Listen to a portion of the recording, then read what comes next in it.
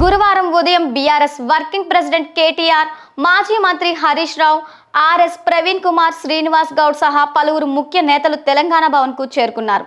రాష్ట్ర అప్పులపై చర్చలకు సవాల్ విసిరిన మంత్రి జూపల్లి కృష్ణారావు కోసం కేటీఆర్ అక్కడే వేచి ఉండగా, గురుకుల టెండర్ల అక్రమాలపై చర్చకు సిద్ధమైన హరీష్ రావు బృందం గన్ పార్క్ వైపు బయలుదేరింది. అయితే తెలంగాణ భవన్ గేటు దాటక ముందే పోలీసులు వారిని చుట్టుముట్టి అడ్డుకున్నారు.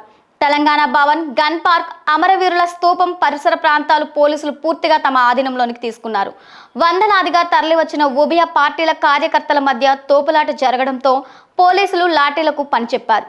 ఈ క్రమంలోనే మాజీ మంత్రి తన్నీరు హరీష్ రావు కింద పడిపోయారు. అయితే విషయం గుర్తించిన పోలీసులు వెంటనే ఆయన్ను పైకి లేపారు.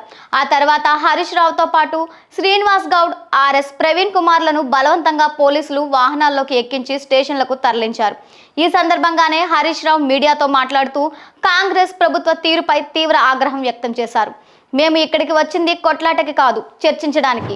గురుకులాల టెండర్లలో జరిగిన అవకతవకలకు సంబంధించిన అన్ని డాక్యుమెంటరీ ఆధారాలను చేతితో పట్టుకొని వస్తున్నాం. కాంగ్రెస్ మంత్రులే సవాల్ విసిరి ఇప్పుడు మమ్మల్ని అడ్డుకోవడానికి పోలీసులను ప్రయోగించడం సిగ్గుచేటు అని మండిపడ్డారు.